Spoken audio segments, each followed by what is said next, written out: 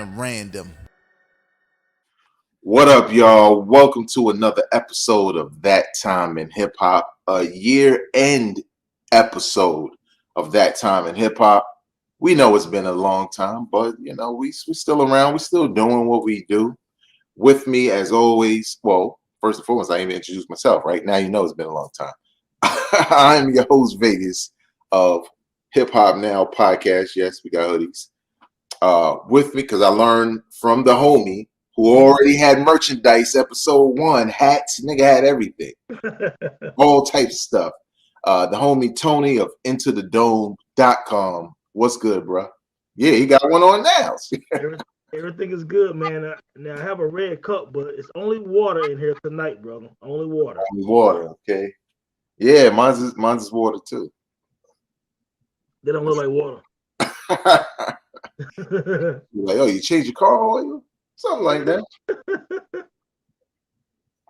Nah, but if this is your first time stumbling across this podcast, this YouTube channel, this show, That Time in Hip Hop is a show that we've done for a couple of years, celebrating, giving out flowers without being, prompted to do so, to your favorite artists, favorite albums, moments in hip hop history. For example, 1995 Source Awards, the year 1996, Old Dirty Bastard, Hype Man in the Game, Yep, Fat Boys, Heavy D, Too Short, Master P, Bone Thugs and Harmony, Outkast, the time when the Source gave what was it, Tone? This when Hard Knock Life and Outkast what dropped the same in the Source? It was Hard Knock Life and Aquemini dropped 98, 98, right? And we did a show in 98. We did a show on DMX in 1998, and so on and so forth. We have about 60 episodes of content, and it's not necessarily about us coming together and just having a nostalgia fest. We literally break down the moments in hip hop, our perspectives, because we're coming from two different places. I was born in Brooklyn, New York. My homie is from North Carolina, but we both hip hop heads, and we tell those stories that we both shared without even knowing each other at the time. But coming together as hip hop fans and knowing the history, it's really about preserving that, and that's what this show is. And if you don't know, we started a little tradition of doing our best of the current year at the end of the year. So even though we haven't done an episode in a while, stay tuned, maybe we will, right? It's only right that we put our 2 cents in when it comes to the top 5 of the year from both of us, right? What we think. One last thing on my show, Hip Hop Now podcast, I basically, if you're the type of person, if you kind of wait for these types of shows where you're like, I can't follow, I can't keep up with hip hop, I just want to know what's the best. I did an episode on all of the, in my opinion, obviously, best albums of 2021. It's a ton of albums I named. Obviously, my top 5 are in that group somewhere. But we're going to talk about what we felt was the best of the best. So, Tone, you could start. What is one of your favorite albums this year, 2021? Man, it was Nas King Disease too, man. I mean, at the end of the day, I thought King Disease 1 that came out the year prior was pretty good, was dope. But man, Hit Boy Nas just found some type of lane, man, and comfort zone. And when they came back with part 2, I mean, to me it was a lot better. You know what I'm saying? And Nas gave you everything on that album. You know what I'm saying? As far as like he gave you the storytelling with the Death Row East. You got some bounce with that YKTV and 40 side, man. You know what I'm saying? But then for these trapped in the 90s kids and boom bap kids, the second half of the CD was soulful. You had Composure. You had that Bible joint. You had Nas is Good, which is one of my favorite recent Nas songs, man. You had the joint Nobody with Lauryn Hill and the Charlie Wilson joint. I mean, yo, man, Nas did a an excellent job. Hit Boy found his pocket with Nas, and they had a perfect marriage. But man, I'm gonna tell you that Nas is good stayed on repeat, man. The entire weekend when the album dropped, bro. I love that track, but I love the album overall, man. And just looking at Nas at this time in his career to be able to drop a project like this, you know what I'm saying? You can feel the hunger again. I mean, the creativeness. Hey, man, Esco did a great job, man. So one of my top five of the year is King Disease too, man. Right, I'm right with you on that. I feel like it's only right that if it's on my list, I talk about it as well. I totally agree with you. The fact that there was a King's Disease 2 after having King's Disease 1, come out and be well received by the majority of hip hop, even go on to earn Nas his first Grammy Yep. in that regard. And it was sort of like, yeah, Nas, is, you and Hit Boy, y'all put something together that was great. But for them to put the stamp on it and follow it up the next year with King's Disease 2, that is arguably to most people better than the first one, which was not bad, obviously, Mm-hmm. was amazing in itself. And I think for me, what really sealed the deal for me was the variety, right? Because it didn't feel like King's Disease 1. It felt like a refined version of Nas and Hit Boy's partnership and the way they work together. You know what I'm Mm-hmm. saying? It felt better. Like King's Yep. Disease 1 felt like, oh, this is a good combo. It's the first time they really get to work together. The second time sounds like they understood each other. You know Mm-hmm. what I mean? Records like Death Row East, where the timing was so perfect because Yep. I don't know if Nas and Hit Boy planted the seed, but it seemed like people started talking about that moment with Death Row East and Pac and Nas, and then he comes out with an album and he's addressing it for the very first time. You know what I'm saying? I thought that was dope also, Vega, because for whatever reason over the last like year, a lot of different outlets have really, gone into detail or try to go into detail from what they heard about the famous run-in with Nas and Tupac. And of course, there's been so many YouTube channels and so many different perspectives and different people who said they were there and some people that were there. Right. When some of the Outlaws was there, Jungle was there, and Wiz, I believe, and then other people, Snoop was there, and he had his version, and so many people have been talking about it some over the years, but over the last year, it became really a big thing, man. So for Nas to kind of be like, you know what, let me go ahead and really address this, because in Nas' defense, unless you ask Nas over the years, he never talked about it. Right. Right. You know what I'm saying? But it was just really dope to hear about what happened with these two giants, man. And then I went back and saw an old interview with Suge Knight, and it kind of sounded like Nas' version, and that at the end of the day, Pac had told Suge, yeah, man, when Nas come out this way, you know what I'm saying, we're gonna do some things, man. I'm gonna take that stuff, I'm gonna take that, that joints out of Machiavelli. Suge Knight said this in an old interview. So that was fact. But yeah, big Right. up to Nas, man. Yeah, dope joint, man. Yeah, dope joint, perfect timing, perfect way to address it, to shut it down, right? In a lot of ways. Because it's really old, but it's like hip hop folklore, and to hear it from the horse's mouth, so to speak, Yep, dope. I liked Rare, right? I felt like that beat was yep. so dope. I saw the video first, and part of me didn't like the video, but I think I got where they was trying to go with it. It reminded me of like them old '90s videos, like the house music videos with the black and white and the flashing lights, and a lot of You know what artists. it reminded me of in a weird kind of way? It reminded me of Madonna's video Vogue Right, back. right. You know what I'm saying? Yeah, it really had that vibe to it. And that was when I first heard the song, that's how I heard it. So my impression of the song was kind of weird because it was Right. like, what the hell is this?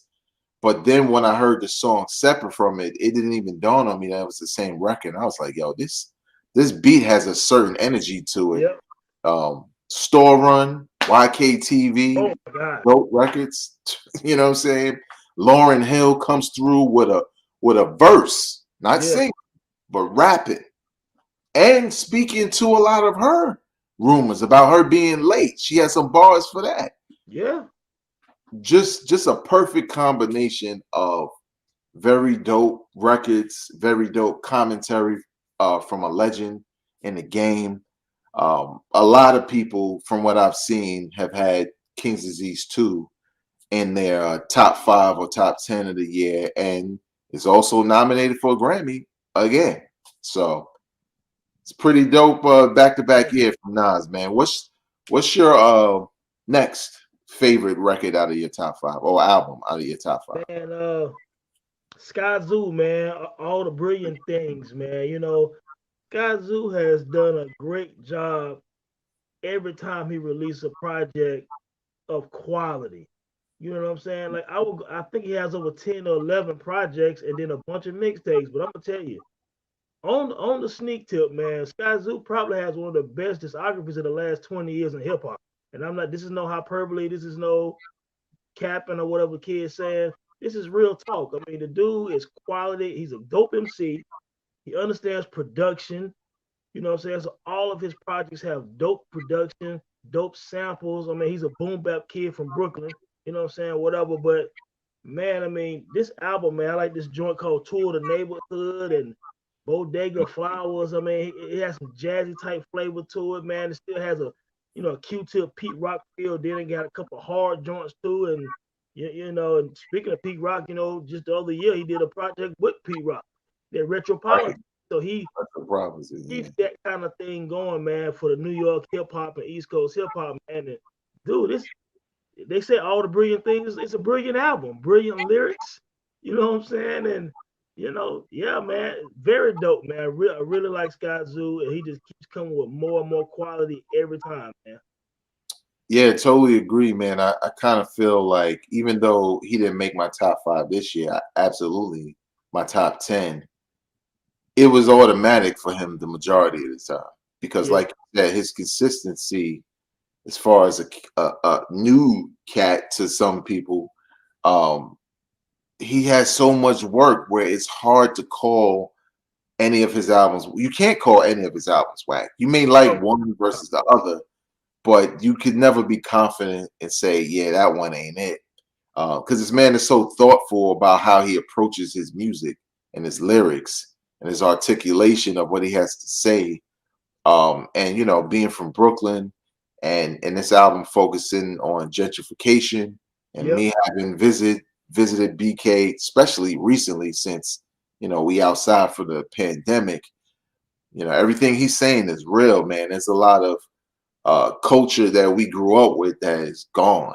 You know, It's funny, Ray. Also, just a few minutes ago, opening up the show, you said something about you being from New York. I'm from North Carolina, so you being a BK guy, and Sky Zoo is a BK guy, but then I'm in North Carolina. But then Sky Zoo initially got into hip hop even on a bigger scale by coming down here to North Carolina Central to college, and then mm, meeting obviously a personal friend of mine, Ninth, and then kind of helping them jumpstart, what I'm saying, his career, and he did a lot, early on for Ninth getting Jamla going. You know what I'm saying? So that's right, dope in itself. Also, that there's a lot of history there in terms of New York to North Carolina connection, man. And I remember him doing his first verses, with Knife and a lot of joints, Corner Bodega and all these joints he was doing there, mixtapes down here, man. So it's just really dope to see where he started from. And now if you look at his IG over the years, a lot of heavyweights really respect Sky Zoo, man. So, so peace to right. him. Peace to him, man. And he goes writing for some of your favorite rappers as well. That much is known for sure. But yeah, man, the album is incredible. Again, you won't be disappointed as a hip hop fan, even if you've never heard Sky Zoo. That's the one thing, Tone, I'll say about Sky Zoo. He's not the type where you got to tell somebody who's never heard of him, oh, wait, before you listen to the new joint, go back and listen to That's this that's a one. good point. You could get into Sky Zoo at any point, go Yep. back and feel like, oh, this is great and this is Yep. great. No project like stands over the other when it comes to him. It's just No, great you, music. you just go in, man. Yeah, absolutely. Another one of my top 5 is a joint that came out very early in 2021. Um, and it's a cat that we kind of met through shout out to Kill and Apartment 5B. Um, and he just makes incredible music, and this album really stuck with me the entire year. And that's I Am God with the dude Custom Made. Yeah. And the name of the album is The Eternal Reflection. What I really liked about this project was, he's from Chicago, and if you know how Chicago get down as far as when you're looking at the young cats, you maybe expecting drill music, and there's a lot of people dying and getting killed. But he really did some street poetry reflection on his city from different angles, and it's not that other rappers don't do these kinds of things. But when you look at the potency of his lyrics, the Mhm. confidence in his delivery, Yeah.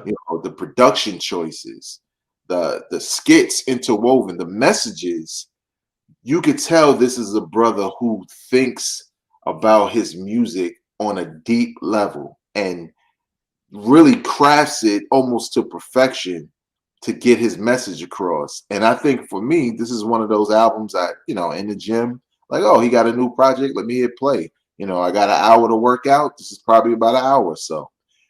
And listening to it so while I'm working out, sometimes you kind of pause because you like, damn, that was a fantastic song. Like, and that was a great song. Like he got a song called Food for Thought. Hmm. And I just love it because like I hate when I hear people say this, like, oh, he's a thinking man's rapper. Everybody's a thinking man, at least you try to. You know what I'm saying? But I kind of felt like the way he delivered the bars on this record about basically reality, it really touched me in a way where I don't have to be from Chicago. It was relatable to me. Everything he was saying was relatable because we're black men. You know what I'm saying? He's speaking from little kids all the way to teenagers to grown men. I Hmm. think he really summarized his hood, his upbringing, the things that happened in his neighborhood in Chicago as a whole on his project. And he went on to release another one, but this was the one for me, The Eternal Reflection, which, Hmm. is a play on words from another album. But I thought it was really dope, man. So it was Yeah, man. definitely my Yeah, I top heard five. it, man. And dude is a funny dude. You know what I'm saying? Like we was on a podcast with him one time, man. Funny dude, but insightful and given his age, man, he takes the craft serious. You know what I'm saying? He's a serious hip hop head. He knows the history. What he don't know, he's willing to listen. You know what I'm saying? But dude is dope. And I did hear the joint, man. I like it a lot. You know what I'm saying? So wishing the best for that brother, man, cause the dude can spit. Yeah, He can spit. absolutely. Yeah, man. That's what's up. Good All pull. right, all right. So what's we up to three now? What's another one of your top five albums of 2021, Tone? Man, that ransom, man, that with Ghost, man, that joint heavy. Is it Which heavy? one? Is that joint with ransom and Ghost? Ransom and Ghost. Damn. Heavy is the head or something like that, ain't it? Oh, right. Yeah, yeah. That was the album he was building up to. I know what you're talking about. Yeah. It kind of had that. It kind of had that vibe of like kingdoms. You know what I'm saying? He had like a theme in it, man. Kind of remind you of Game of Thrones Right, kingdom right. type of vibe. You know what I'm saying? Like and the front has him with the crown on, man. And I'm gonna tell you, man, between his rhymes and the production, oh my God, man, he really went in, man. Like I said, it had that medieval vibe, you know what I'm saying, even with the interludes and stuff like that, man. But a joint called Lord Stark, you know what I'm saying, that he just went crazy on Lord Stark, man. He went crazy on Tyranny. I mean, every track, man, it was masterful MCing. The production fit his voice and the Mhm. direction of the album. It was perfectly put together. It was probably only 27 or 30 minutes long. You know what I'm Mhm. saying? So it's like it was just enough, man, like for you to want more. So Ransom over the last few years have put out quite a few projects, which what I'm glad about. because they all been quality. You know what I'm saying? But he gives you just enough, man. He keeps on making music. He probably have a vault of 100 unreleased songs, probably, which is good for him because he can keep on releasing music to his fans and stuff like that, man. But yeah, man, heavy as they head, man. That whew, amazing project, bro. Amazing project. I agree, man. Ransom probably since last year, and Tone, you were the one who put me on to the EPs he was doing, Yeah, horror theme. And it just really grabbed my attention, and I know what you mean because when I listen to Heavy is the Head joint, I just love how he doesn't make it a theme just for the sake of it sounding ill, but you can't really piece it together when you right, listen to it. right. He really takes that theme and just weaves it into his bars, the Yep. skits, the beats. So you feel like, oh, we're in Game of Thrones on this Ransom album. And you Or know what, too? It what? doesn't sound forced either. Exactly. Can Exactly. weave it into it. It sounds very natural within the scope of the song and the project. It's like not forcing, what I'm saying, like overdoing. It sounds so smooth and natural with it. And his flow and everything is just typical Ransom flow, man. So he didn't overdo it, man. It just really sound it was in sync, man, with the producer, man. So yeah, Right. man, just a dope project. Yeah, I totally agree because one thing you could look at with Ransom, with I Am God, with Nas, is that it's the attention to detail, it's the craftsmanship, it's the beats working in tandem with what the message is and what the lyrics are. These are what top fives of the year should be. Not saying that you can't just like a record because it's cool and it's in your top five. Because I've had years where I just liked something a lot and I just played it to death, and it wasn't. You could tell they just made some dope music. But Ransom, the way this dude spits on a regular basis, let alone how he approaches projects. I mean, Tone, you're right. Like it's definitely one of the best of the year, and I could only imagine what he has in store, given his track record so far. So Yeah. another one for me, third is J. Cole, the off season. I didn't anticipate this being in my top five.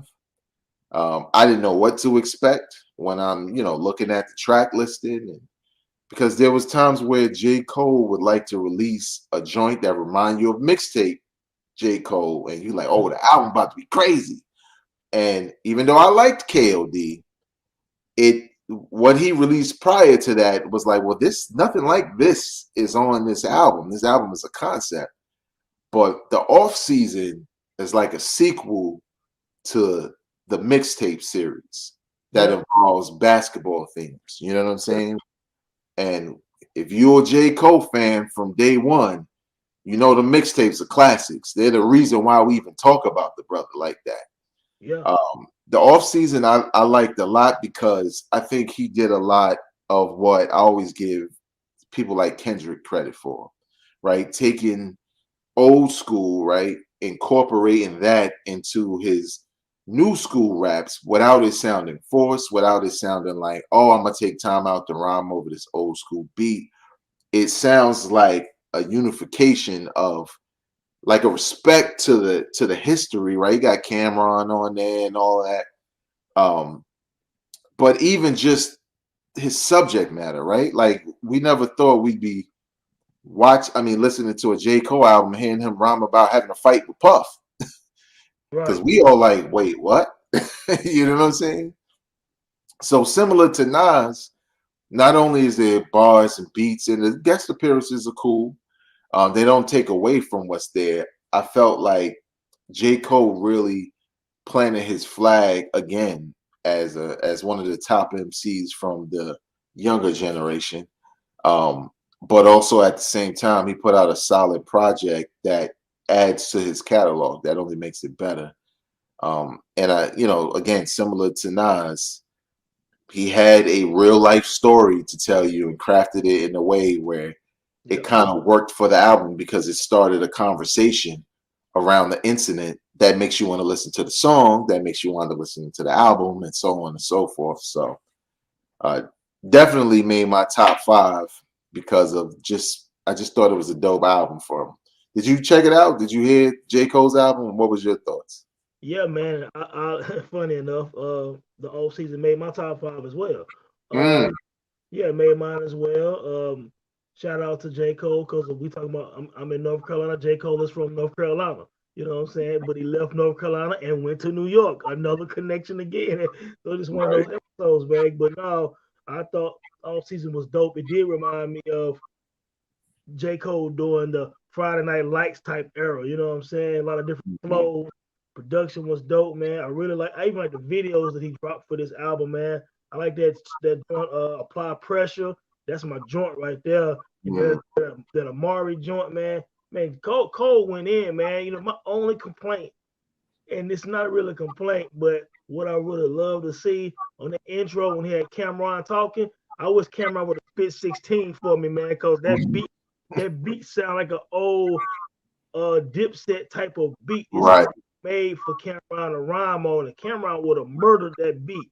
You know what I'm right, saying? So it was cool hearing them talking all that, man. But if he'd have kicked 16, it'd have really set that first intro track off. You right. know what I'm saying? So that was my only thing. It's just I wish it would have happened, but Mhm. nevertheless, man, Cole went in, a lot of different flows. I mean, Cole is insightful. You know what I'm saying? He can really, really rap. He thinks through his rap. His bars are dope. But man, he's a better artist than some people give him credit for. You know what I'm saying? The dude Yeah. can spit, man, and he spit with a purpose too. You know what I'm saying? So yeah, man, shout out to Jermaine Cole, baby.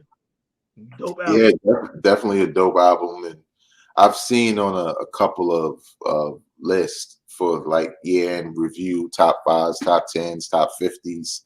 You know, I've seen a lot of these projects pop up for obvious reasons. You know, it's just great music, great showings from MCs, and they stick with you, right? Because we know we live in an age where people listen to stuff, and then the next week they're not listening anymore because they're really only they only get excited for the anticipation of the release and then to the quick conversation around the release.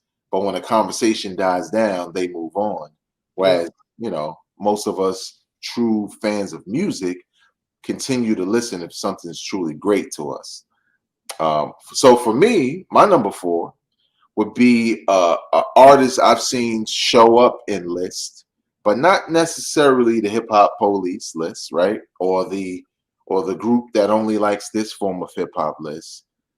But you'd be doing yourself a favor if you press play. It's from a chick named or a woman named Little Sims. It's called Sometimes I Might Be Introvert.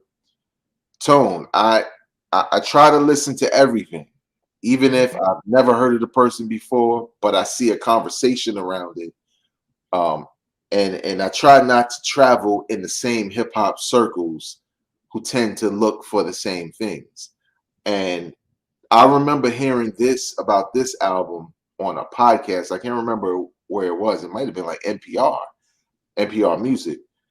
And I was like, they're really talking big about this album. You know what I'm saying? And I've never heard of this person. Let me go to my streaming service and just press play. Tone, when I tell you I was highly impressed. I believe she's out of the UK. When you talk about, first of all, she can rap. That much is clear as soon as you hear her rap. You could tell she can rap, right? But the music, it's like having a symphony as your band, but they're making like there are beats where you're like, damn, that's kind of like a boom bap beat, but played by a symphony, and not in a way where you hear like, oh, Illmatic's on tour in a symphony, a little bit like that, but you already have the reference of the actual boom bap track. Right. Track with this, the instrumentation on here is so big; it has a really big sound, almost like a movie, because it has this real symphony sound, but it's dope because it doesn't feel awkward. It feels like something new, kind of like Run the Jewels, right? Like Yeah. they basically took dubstep and mixed it and made hip hop beats. you know what I'm saying, out of it. And it was like the best thing ever because it was, especially the hip hop heads, it's just like beats you don't typically hear in hip hop, and now it's become their signature sound. With this, I was like, wow, this is like somebody who has a symphony as their backup. They don't have a DJ, they got the fucking symphony. Right. And I just thought it was a very dope album because there's themes on there, like the song "Woman" featuring a woman named Cleo Soul, where it what the title says is what it's about. But I found like her lyrics, especially from a woman's perspective, giving me not in rhyme style, but giving me a Rhapsody vibe. Like Rhapsody, probably one of the only female MCs where she can talk about relationships, and as a dude, you're not like, what she complaining about. You know what I'm saying? You're actually interested because of the way she conveys it. And I felt like with Lil Sims and the theme and playing off the introvert thing and addressing it in different songs, it's just pretty dope. So if you're the type of person who likes to just discover new stuff and try new stuff, it's not that far from the things you listen to. It's just she's from the UK and the production is something familiar but different. And for me, it left an impression on me where I couldn't take it out of my top five. I just was so impressed, and I listened to it frequently. I don't like the long albums, like 19 songs. It's not that long, but I prefer, you squash that down. But I just felt like it was one of the best of the year. And it made a couple of lists for those that knew. Tone, did you catch wind of this, or this is something No, man, new? this is something totally new to me, man. Such as yourself, I try to catch everything, man. I try to keep my ears to the street, but unfortunately, sometimes you sleep on something. So I absolutely didn't see this. It never came across my screen from what I remember. You know what I'm saying? So I'm gonna go and check that out because I'm always looking for new artists, man. You know what I'm saying? Yeah, Like I'll listen to anyone. You know what I'm saying? right, right, Send me music all the time on Twitter, and I try my best to listen to everyone's music. It's right, hard, right. but I try. And I think, like, because I know sometimes some hip hop cats can be apprehensive if it's not familiar.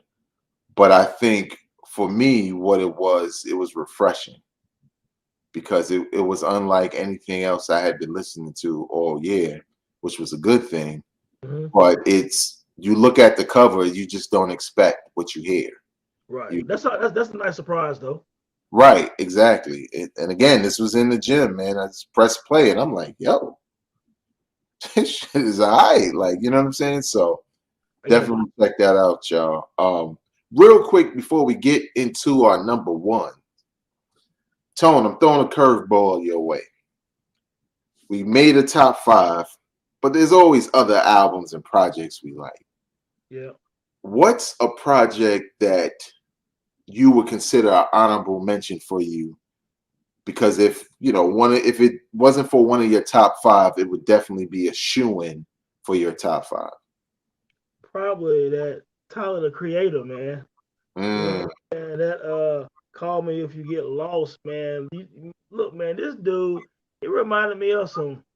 There was a lot going on in it, man. Like dope album, man. Real creative, different, of course, because it's Tyler.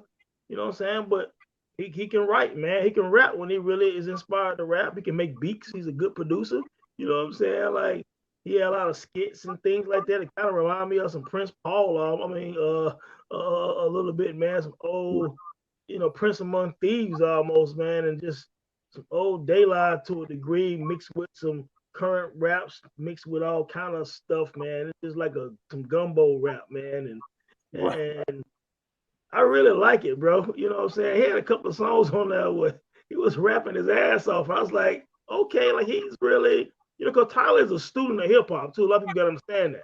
You right, know what I'm saying? Like him and his little crew, they love hip hop. You know what I'm saying? Like, I remember when seeing a video, like a year ago when him and his guy Earl, I think, finally met MF Doom. And they was tripping because they was tripping up because they knew all the words to his songs and everything. mm, So Tyler is a hip hop head. You know what I'm saying? So yeah, man, I thought that was a real creative and dope album, man. That a lot of people probably wouldn't think to check for, man. But if they hit play, I think it'll surprise them. What about you? Have you heard that album? And what's a sleeper for you? Well, I'm gonna get to my sleeper because that's my number one album, Tyler the Creator. Uh, Ah, but my the album or more so EP that would be in my list mainly because I just kept it on repeat, man. And I think in a lot of ways it spoiled the album for me because I think the album came out maybe if not a couple of weeks after, maybe a month. But it's Ransom's EP 7, and oh, Tone, I was just listening to this joint over and over and over again. If you don't know, it's another thematic release, yeah. right? Here we go. 7 tracks: pride, sloth, lust, wrath, Yep, greed, gluttony, envy.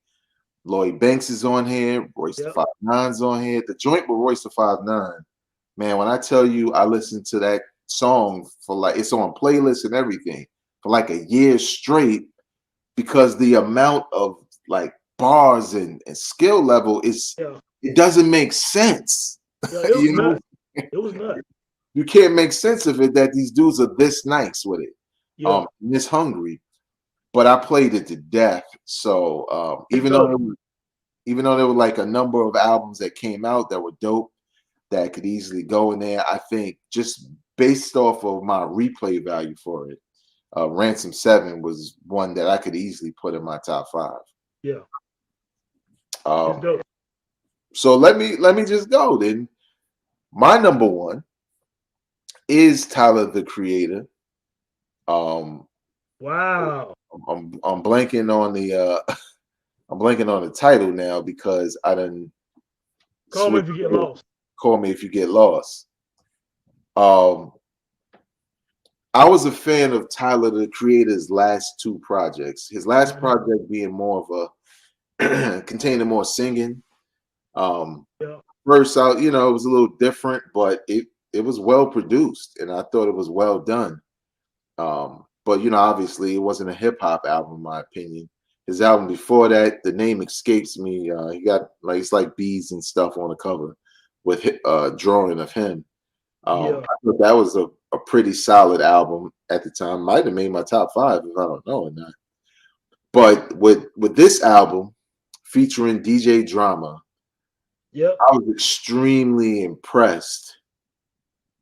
I knew obviously we knew him from Wolfgang and all of that, yeah, Future and all of that. We knew he rapped. We knew he can go in that bag. But when he talked about being inspired, specifically from Griselda and West Side Gun to rap again, you hear it.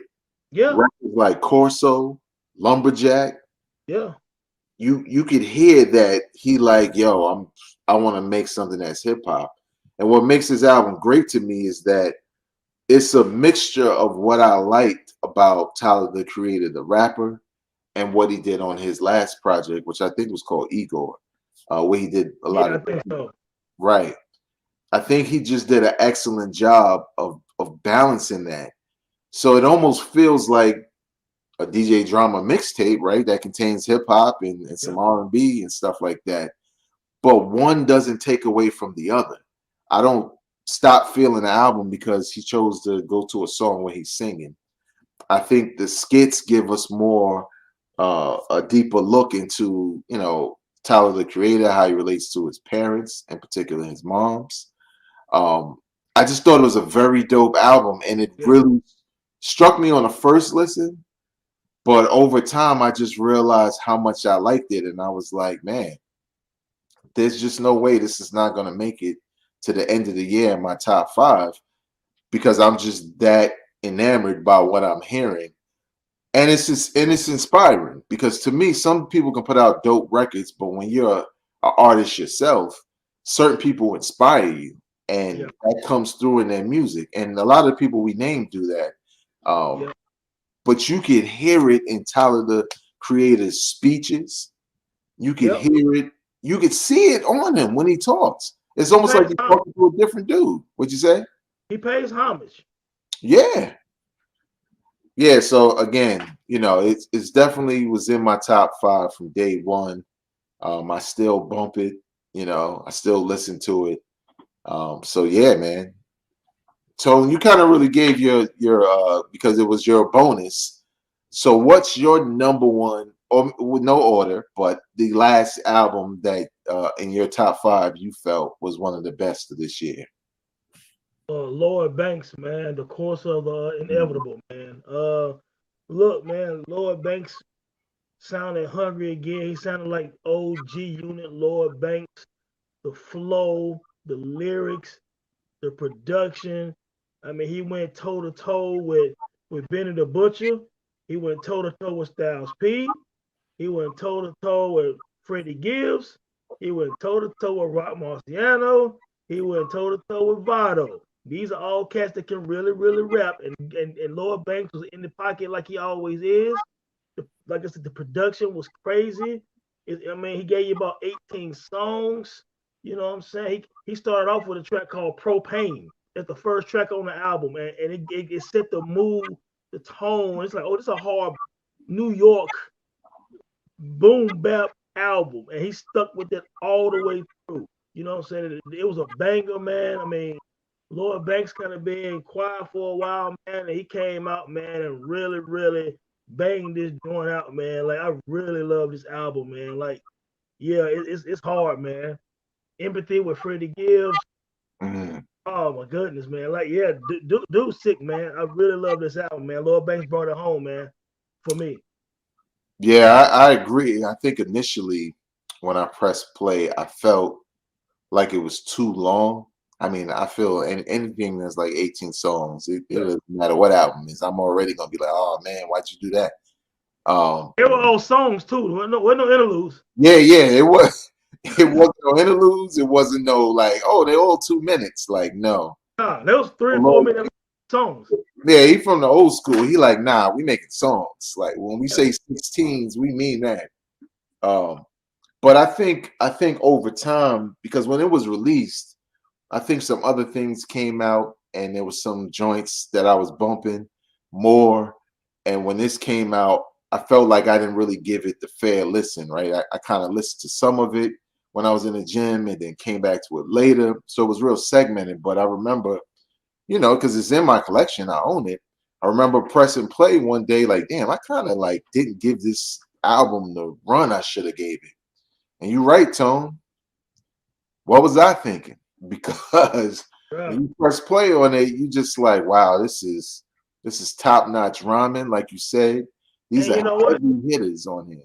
He even got 4 stars out of All Music. You know what I'm saying? As far as one of the reviews, and they got Mm, critically acclaimed, man. In terms of like all the reviews from all the professional reviewers, they really had good things to say about it. And the funny thing is, the only knock was it was long. But in the reviews, they said it was long, but at least it was still dope. For some right, people, it might have been too long, but nevertheless, the quality was still the quality. You know what I'm saying? right, So Lloyd Banks is really, like I said, and maybe it's because he had been sitting for a while and working on this thing for a while. So you know what? I'm giving you all 18 of these tracks. You know what right, I'm saying? I'm not giving you 12 or 10 or all these EP type of albums that people been doing. Lloyd Banks, like, look, I'm giving you all 18 of these songs I done recorded and paid for. You right, know what I'm saying? So I appreciate him doing that because it is like a lot of albums from like 1995 to like 2002 or three had 14 to 16, right. 17 songs. Yeah, when you think about it too, with somebody like Lloyd Banks, it's kind of like the comeback of the year. You know what I'm saying? He Yeah. does that verse on Conway the Machine's album. You know Yep. what I mean? He killed that. He killed it, and it kind of opened the lane for him to do this. And I think for people who were anticipating him, especially based off of that verse, they got exactly what they wanted He because he did. didn't disappoint. He wasn't whack. He didn't sound dated. He, like No. you said, he's on a track with dudes who are killing verses and songs and albums on a daily basis. And he sounds comfortable and he doesn't sound dated. Um, you don't think about, oh, this isn't G Unit. You know how sometimes people are tied to a moment, a time in history. Yeah. where you can't really get past it because they almost seem old, but this almost feels like a rebirth if he can Yeah, it follow did. it up, you know? It did. So there you have it, our top five of the year. Obviously, there are other albums that might be on your top five that we liked as well, but we had to narrow it down to five. We also gave you some bonus albums, that you can go check out. All of this dope hip hop worthy of your listen or your Yeah. spin. So if you've been chilling all year and like, I haven't really followed, I heard a little bit here, a little bit there. We just gave you 12 joints that you can go out right now with variety and Yeah. play back to back to back and never feel like you're listening to something that's not worthy, right? Worthy of your time as a hip hop fan. All of it's dope. But like we do about this time, we're going to do some prediction stuff, right? So if you listen to my podcast, Hip Hop Now podcast, at the beginning of the year, I like to do a whole show based off of what I think the new year is going to bring. But on that time in hip hop, we do the same thing, but we narrow it down to one thing that we think is going to happen or should happen in the next year. Tone, 2022, it could be an album you think we're going to get. It could be situation you hope happen in hip hop, whatever it may be. What's a prediction for you for hip hop music and culture in 2022? The return of Sean Corey. Oh, It's gonna happen. It's gonna happen because I believe that he's been paying attention. You know what I'm saying? I believe when he got into the Rock and Roll Hall of Fame, I just like the way he started paying homage to, just real quick when Jay Z stands up there and he talks about his heroes being Rakim, KRS-One, Big Daddy Kane, Chuck D, and LL Cool J, and reference LL several times during his speech, showing him love and all that. I kind of feel like he's back in his hip hop frame of mind, and I don't think another full calendar year is gonna go by without Jay Z dropping it, maybe possibly his final album for real this time. But I Mm. think the Jay Z album is gonna come this time in 2022, bro. You know what? I mean, you wouldn't be lying, man, because all the signs point to that. It's been a minute since 444. He did the joint with Jay Electronica, but that was more of like a tease. It was a hell of a tease. Yeah. And lately he's been popping up here and there. DMX album, you know what I'm saying, on Khaled's album. And he's been lurking, like you Yeah. said. And you gotta believe when your peer Nas is like again having another resurgence in his career with two albums and winning a Grammy, that has to get Jay-Z's juices flowing. Like, I think And I'm ready.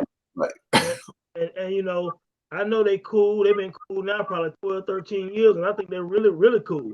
You know what I'm saying? But I also think that because they admire each other in some capacity. And I know Jay Z really admired Nas. I mean, it's well documented. I think that right, I think that that's going to be one of the things that kind of push him to jump back out here again because I honestly believe that Hit Boy and Nas got one more in them. I think they're gonna do a trilogy. King, I think it's gonna be a King Disease 3 coming by October of 2022. You know what I'm mm, saying? So I feel like the perfect time for Jay Z to come back out again too because Nas is his only peer, really. It's Jay Z and Nas, man. At the end of the day, same way at one point it was, Rakim and KRS or whoever, Kane and LL or whatever. I think this right, it's still like that. They're linked together. That's never gonna change at this point. You know what I'm right. saying? So I do think that Jay Z is gonna come this year, coming up. That's dope, man, and I'm all for it because we about overdue a Jay album, a real like that. What he did on Jay Electronica joint, that's the Jay we kind of overdue. Yeah, 444 was cool, but that was more personal. Even his rhyming style was different. yeah. Uh, but the way he was spitting on that Jay Electronica album was like old Jay. He was spitting. Uh, right. For me, I probably say it every year, but it worked for Jay Electronica, so I'm gonna keep saying it. I'm not gonna say Detox is coming out, but I'm gonna say that Dr. Dre is going to have a lot of music out, more than usual, in 2022. I I hope think so. I think he's already gearing up for it. Right? There's the Super Bowl announcement that Dr. Dre is going to be performing with, Snoop and Eminem and Kendrick and Mary J. Blige at the Super Bowl. Then there was the Dr. Dre's in Grand Theft Auto, and he did some new music for it, some stuff with him and Snoop.